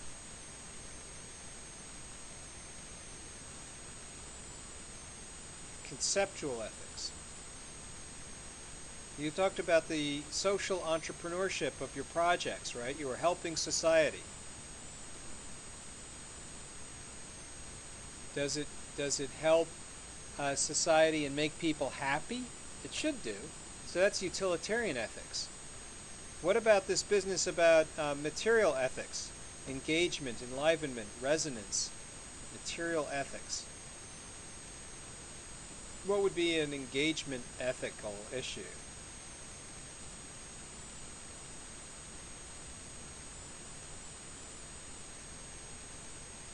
How about crowdfunding? With crowdfunding, I get the ability to do what I'll call social media marketing. Right? Social media marketing, that's engagement. I've engaged the rest of the world in my new digital signal processing gizmo thingy. Right? They become enlivened. I get enthusiasm. I get resonance from people. They give me feedback about my product. Valuable feedback. Once you go live, you become very public. You become very engaged with your customer. So, in a sense, this business about material ethics, right? This is saying, I'm giving you a reward. And if it isn't what you want, you'll tell me. And then I'll modify it so that it works better.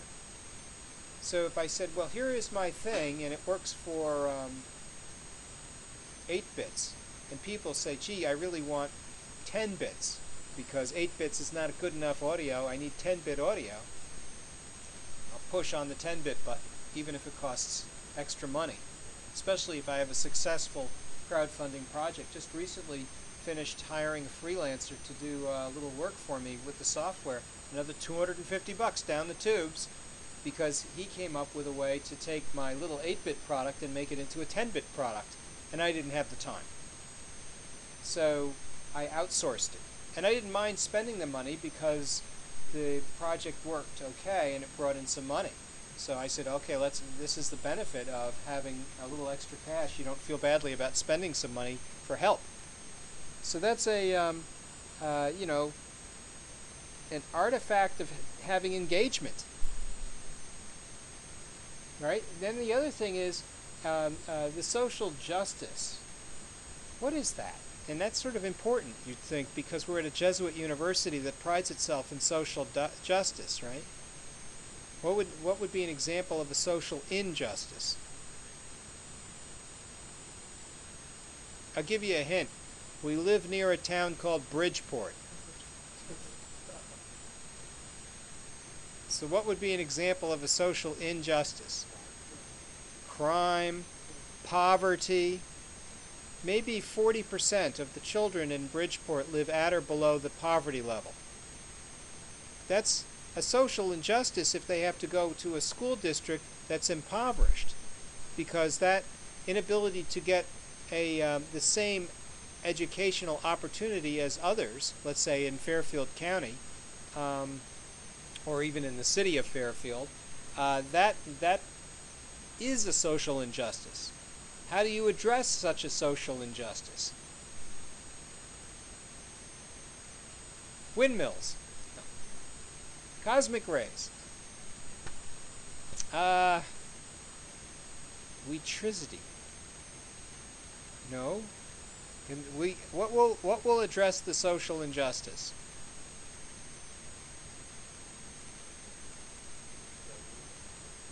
Yes, if there was a way you could turn around the impoverishment directly. Money seems to be a good cure for impoverishment. How would, you could say education, maybe. You could volunteer to teach. There's a magnet school near the Discovery Center. You could go there and do guest lectures and tell people about entrepreneurship. So all kinds of interesting ways you could address the social injustice. So what about your projects? Are there any ways in which they could address social justice?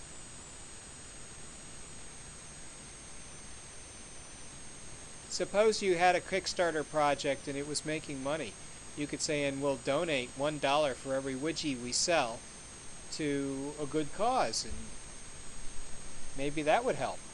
and makes it into a kind of social justice thing. People keep that in mind. People are very conscious about that sort of thing. You buy one of these Newman popcorn things, and that organization donates all the profits to some good charity. Usually it's for orphans. People buy the Newman-owned brand because of that. They are socially conscious.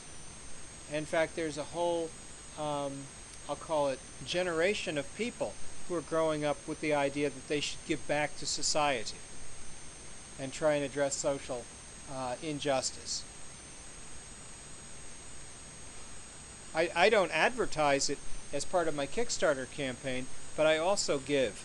You know, it's one of those things I use to address social justice, and so if there's money coming in, I want some money to go out for giving.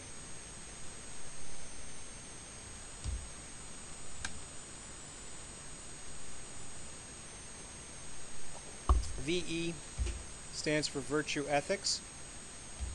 CE stands for conceptual ethics. ME stands for material ethics. Here's a good one. Suppose you had a place, a third world country, that didn't have electricity. Right? There's that social justice for the windmill now. You can create the windmill not at a big scale, maybe at a little scale for small houses, or even larger for small villages. What about this idea that maybe they don't have clean water? You know, if you had a way, an invention that would help people to get clean water and filter it properly, maybe that would be a way to address social justice. So social entrepreneurship addresses social justice at some level.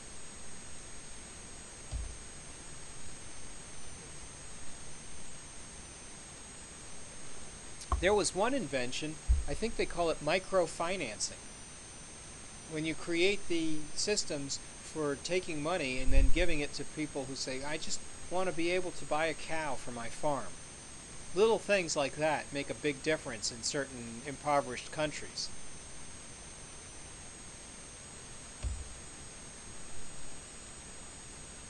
If only Wetricity could work over distance, then you could have power distribution that essentially goes to far off places without running wire.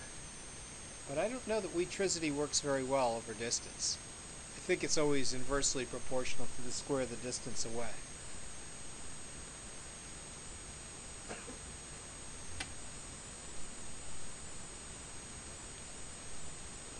Suppose you had a new plastic. Here's a good one. A plastic that degrades quickly in ultraviolet light. Everybody's drinking plastic bottles, drinking water out of plastic bottles, and then throwing them away carelessly. And they live in the landfills forever. They don't recycle. So if they could just break down, then maybe it wouldn't be such a big deal. What if there was a plastic that was so valued that they took an increased deposit for it?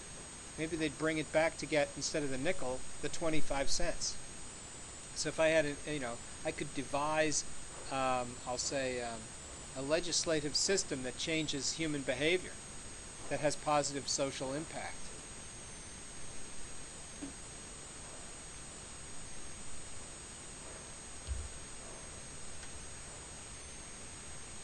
And then there's this other thing that goes to, I'll call it virtue ethics at the corporate level.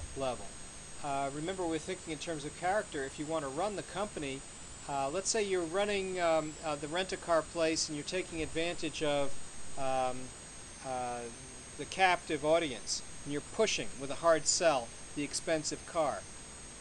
Now let's suppose that you're doing it in a place that's near Bridgeport where there's 40% impoverishment among the youth.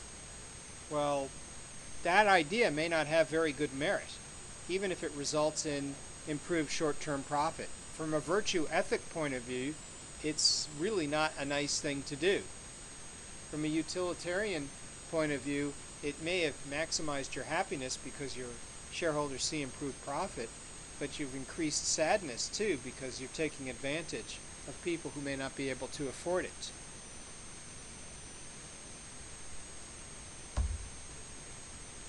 There's the ethics engine.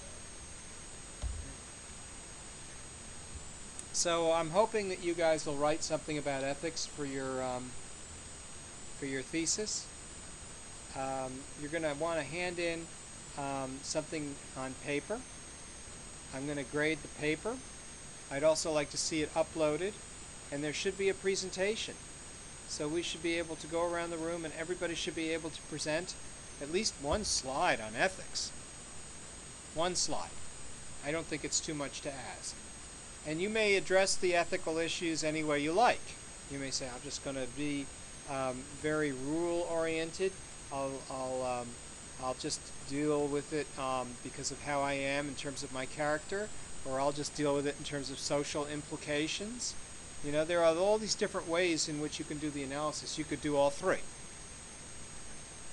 Or you could do more, or different ones. I don't know. I leave it to you.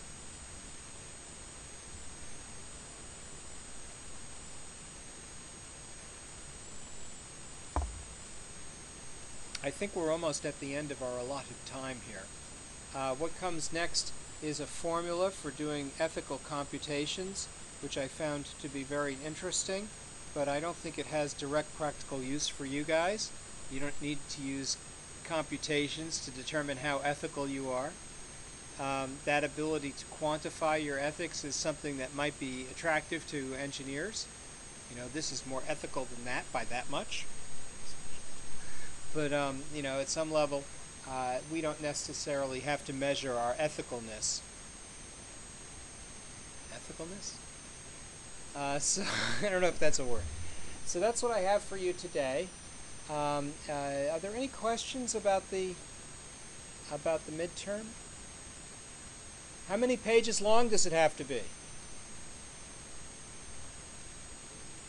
As long as you like. As long, you know, if it was 20 pages, that's probably pushing it. If it's 10 pages, that's plenty. If you made it 4 pages, it would be suspect. So you know, I leave it to you. You know, if you can push 20 pages and you want to go beyond it, that's okay. I won't, you know, penalize you for that. I'll read it all. Don't forget your references, please. Don't forget to cite your references, right? It's a readings course. How many more references will we need? Well, I think we had discussed this. We initially had 15 and we were going to add another couple or 3, maybe 20. So I was thinking that you would have 18 or 20 papers read by now. Relevant, good papers. It's a readings course, you know. So you'll want to write a little something about each one, perhaps a paragraph or 2. And you know, there's always this question about why is it relevant? What, you know, I can show you how I go about looking at these theses things.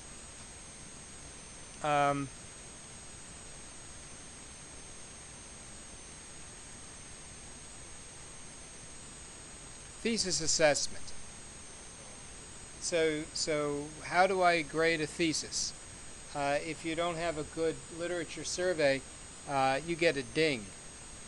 It's a big deal. If you're missing big parts like ethics, or your approach, or milestones on the way toward doing your measurements and your experiments, these are all things you should be able to write about. If you have a comprehensive, well-referenced literature survey, that'll go toward making it a fairly good thesis. You want to properly reference your stuff, so you've got to have methods that are used for arriving at your data. Your results, you're going to want to be able to talk about what results you expect to get. Presumably you're going to have a hypothesis and it needs to be validated. How will you validate it? What experiments will you run? What data do you expect to gather? I sure would like to know, I'm sure you would too, somehow you have to be convincing. And at the end of the day, you'll probably want to have some discussion. about what it is you're doing, maybe what it is you expect to find in the future. What's left for future work is very important because when your thesis is done, there must be problems left. And important problems, perhaps, but some problems. So you don't want to solve all the problems. So you got your citations. Oh, spelling, yes. Please get your spelling and your grammar correct. I think that's a good time. Try not to be careless. A well-posed problem is a necessary but insufficient condition for a good thesis. If you don't have a good problem statement, it's going to be hard to defend this as a good thesis. And so there have to be clear constraints, right? What are the constraints on the problem that you intend to try and solve? So given some problem, subject to some constraints, you plan on finding a solution. Good, solid engineering problem statement. So that's what I'm expecting. And I know you guys are going to be able to do it because you've had all these wonderful presentations and we've been watching you throughout the entire semester. This is now perhaps week 7 or 8. And so we've got it's a good time for a midpoint. So we need the midterm. And I know you guys will do some writing. Oh, and it's due when it's due at the beginning of class. So don't show up without your midterm. That would be bad. Does everybody know what to do? More or less? Any questions? All right, well then that's what I've got for you today. Okay, let's see what we can do to kind of give you an insight into what I expect for the thesis. What I'd like to do is bring up some prior thesis work and proposals. So let's see if we can go through a few of these. So I've got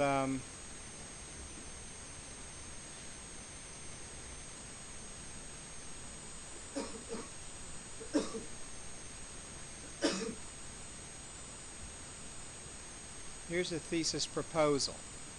This resulted in a thesis.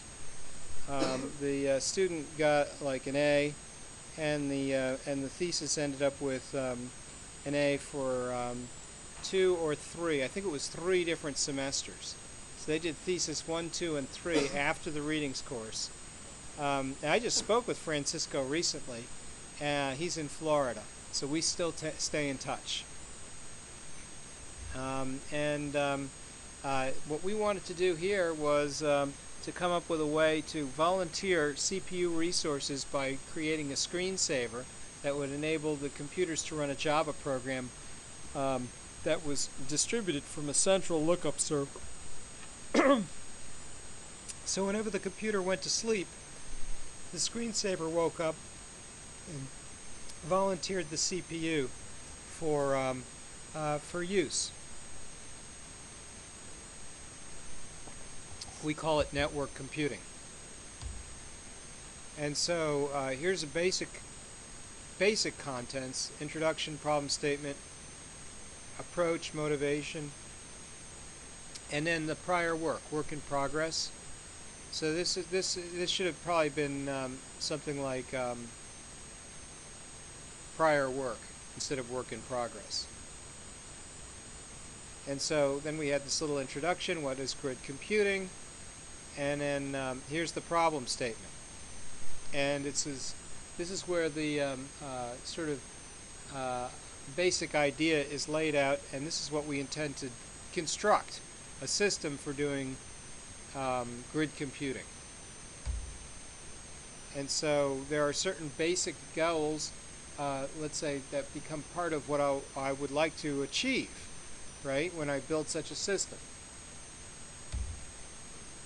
And then comes the approach to the problem.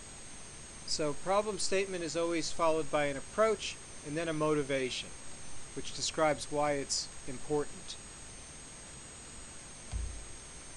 And so the approach in this case has a lot of detail. Uses Java Web Start, has very specific things here: Saver Beans, communication API, protocols, and then comes the motivation. You know, now it's almost sounding like social entrepreneurship. Why? Because there's all these wasted CPU cycles, and the computers are just sitting here quietly depreciating and sucking down power. They're not being used. Why not use them? And there's a lot of those, let's say in corporate America, because everybody goes home on a weekend or they got home at night and the computers are just idle. So these are unused resources. We can make them productive. So this is essentially a big win-win for everyone. And this is sort of describing the screensaver that we were working with and different sorts of approaches for doing the problem. And here you can see every one of the different CPUs, and this is a fractal, by the way, for people who are interested in Weetricity. And every one of the CPUs was doing a different part of the image. So the way in which we segmented the problem, since it was an image synthesis problem, was to break the image down into individual stripes and then allocate each stripe to a different CPU and then assemble it at the in the master. And then there are the references, and that's it. That's a thesis proposal. I think that was light on the references.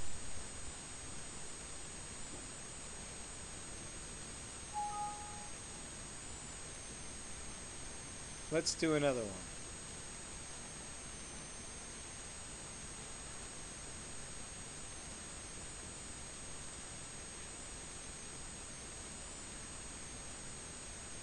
So this is the remote job submission system. Also resulted in a thesis. Basic sort of intro/goal, very similar to the prior one. These two students worked together. Problem, statement, approach, motivation, and literature. Should have been literature survey. That's how I would have described it. So the literature survey is kind of important if you're doing a readings course.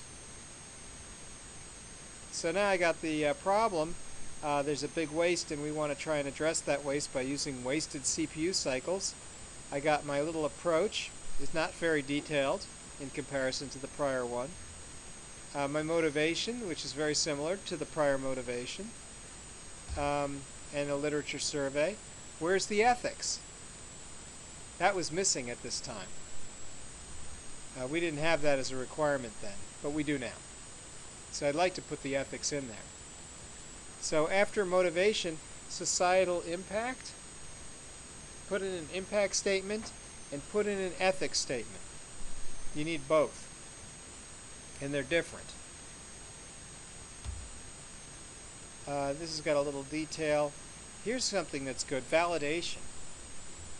There's this benchmarking that occurs where we get to determine that things are running faster because we got more CPUs.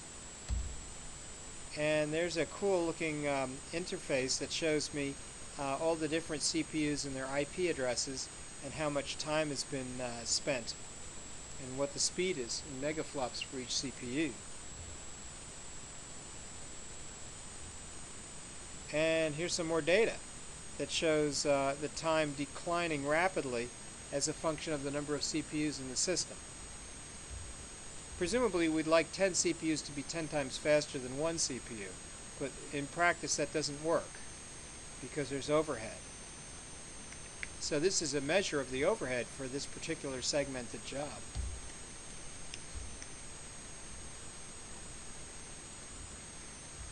Very simple, very short kind of presentation. Let's try another one.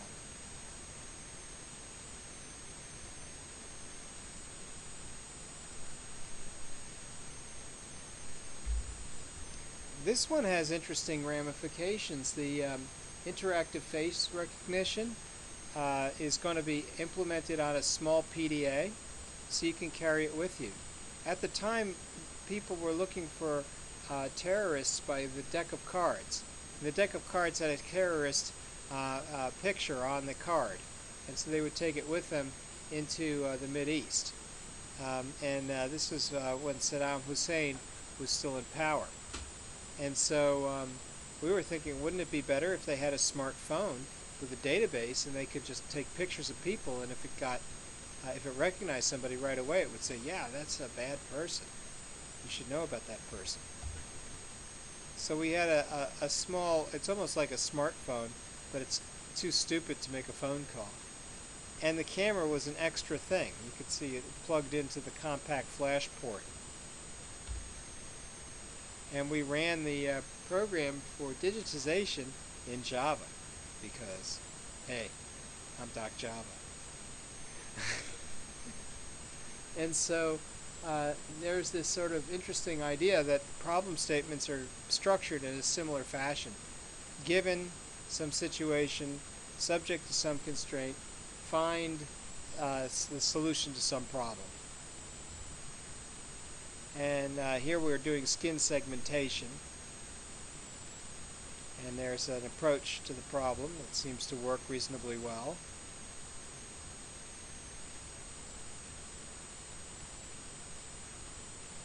And a variety of implementations. I mean, that's like a great thesis proposal. We've got data, we've got all kinds of interesting stuff there. Let's look at this person.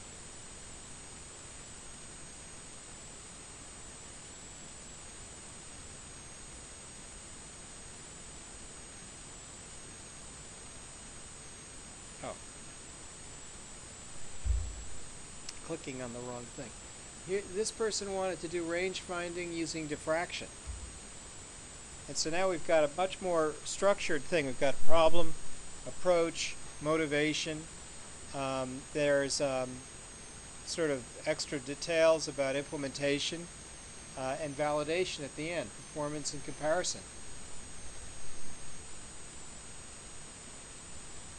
So let's see now, what are some of the problems here? We want to build something that fits on a desktop, digitizes objects, uses diffraction for range finding. Got some details. Let's see what else. No ethics. There should probably be an ethics component to this, and a safety component since there's a laser involved. Let's see, there's a setup, and there's a lot of, I'll call it data gathering and implementation here. This is a big setup issue.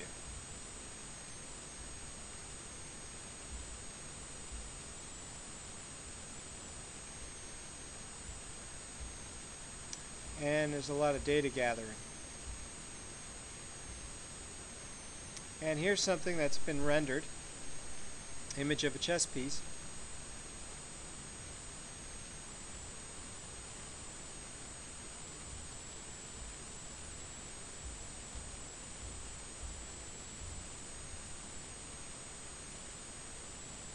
Let's try another one.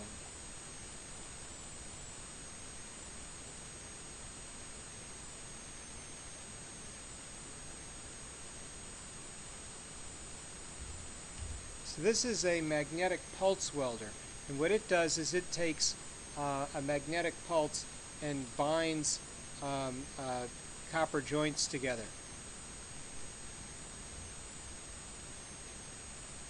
So it's cold welding, impact welding, driving pieces of metal together.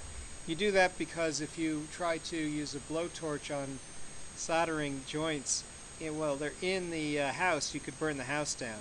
You can't get too close to the wall. So again, I've got problem statement, motivation, and approach, but I'm missing societal impact. Oh no, here it is. Societal implications. It's in there. But I don't have ethics. And I need that. And that should probably have come between expected data and ethics. You know, there should have been ethics in there somewhere.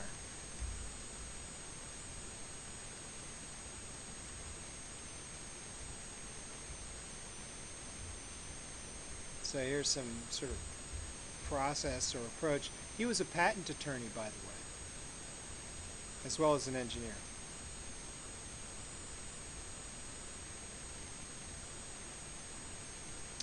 So, in societal implications, he also ran through the ethics.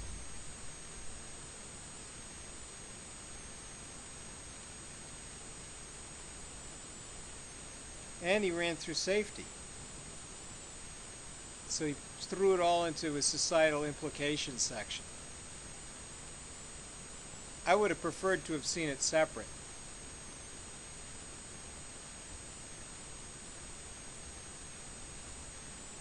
As far as like the literature cited, there's good literature here.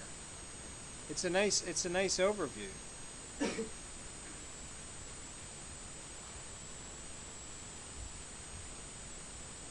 And you can see the citations, each one, it's got a name, it's got a date, and then it's got either the et al. Or not, and that's it. That's sufficient. Now check that out. Before we talked about deontology, which was about following the rules of behavior for your code. Before we talked about that, we talked about ontology, which is the organization of topics. And what do we have here? A taxonomy. And it's the taxonomy of joining. Right? Joining is interesting because if you're joining without a fastener, then you've got a few different choices, but not an infinite number. A very finite number of choices. I think we probably know what soldering is, and we know what adhesives are. Do we know what sintering is? Yeah, it's powder that's been subjected to heat and pressure. Sintering is how they make that wire for the superconductors, right? Sintering. So it's powdered metallurgy. There's this interesting thing called electron beam welding. I don't know what that does. So do electron beams really weld things? I guess so. I don't know much about it. And so then this idea, thermite welding, that works, right? Does everybody know what thermite is?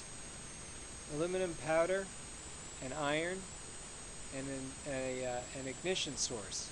The aluminum powder becomes the oxidizer.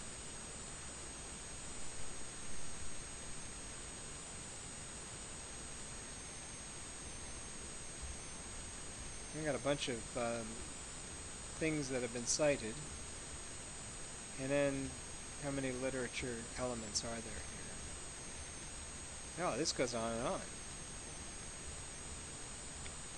There are 42 things cited. That's pretty good.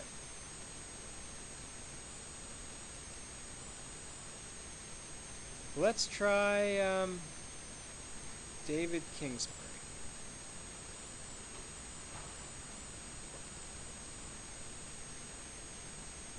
So here's somebody who wants to do solar cells. It's very interesting because if you look at the solar cell ethics and societal implications, it might not be all that different from, let's say, optimizing windmills. Even though it's a completely different subject.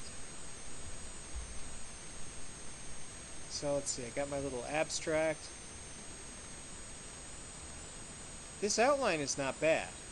I've got introduction and then problem statement, motivation, and approach are subsections within the introduction. That's exactly how I did my thesis. That's a perfectly reasonable organization.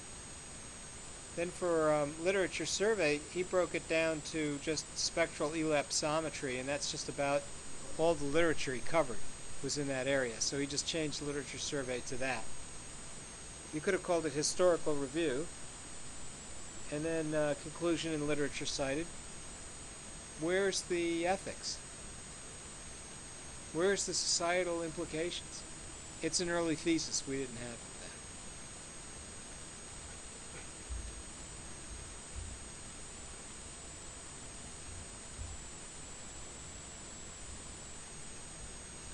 And this is all about elapsometry.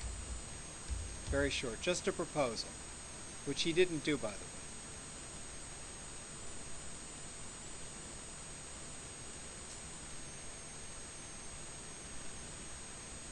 Here's a power switcher, and that's very similar to what are we calling the thesis that deals with the power? strips? Power monitoring? It's the power, that's the title, power monitoring? Okay, well this has just a power supply, but it's meant for DC power and different kinds of DC power. It's supposed to be more efficient as a result.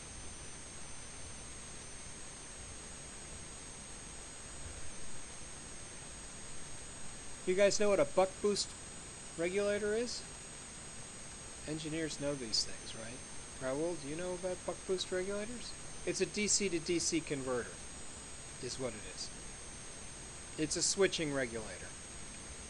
What this is here is a power transistor, and it switches on and off to charge this capacitor.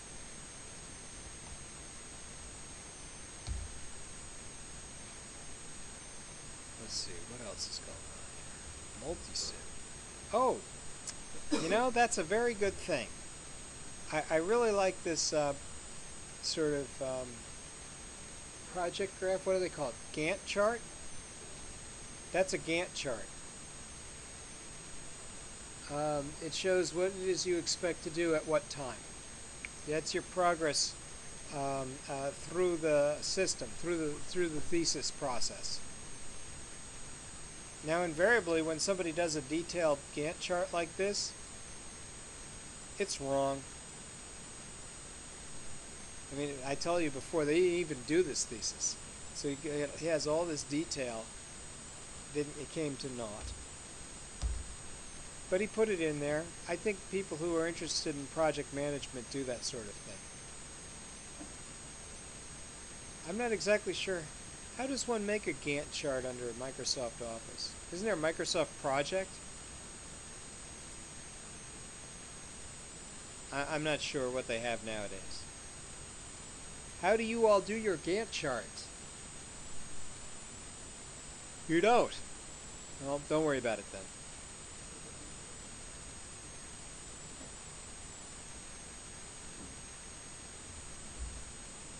So here's your outline. You'll have problem statement, given, subject to, find a solution. You'll have a motivation for the problem. Maybe that's where societal implications can go. State the impact of a problem upon society. That's motivation.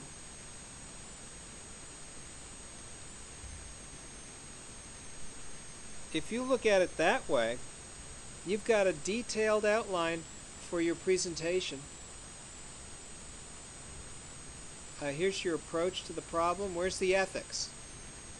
I would say it comes in right after the motivation. Because if motivation contains societal implications, then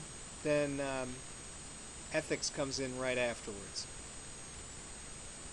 Your approach to solving the problem comes in after the ethics. Looking at the different literature makes sense to me. Figuring out what it said and why it did what it did. Thinking critically about the literature, that's so important. Hey, here's the societal implications. And the ethics are rolled right in. That probably... See, I wonder if there shouldn't be a separate subsection for safety. Or if it comes in under ethics. I suppose if you talked about safety inside of the ethics, it wouldn't be bad. I leave it to you. Right? Where should the safety and the ethics be? Here they're both in societal implications, and that's okay. You have access to this, right? This is all, this outline is right here under Doc Java, courseware, thesis work, and then you can find your outline to do it for your presentation. It's all right here. And I think that's all we have time for. But if you've got a reasonable outline, that'll get you started. And if you find an outline and you like the outline, stick to it. And it'll help you with your writing. I find that's a very disciplined approach, to start with an outline and then just write to the outline. Alright, well that's all for now. Good luck with your writing.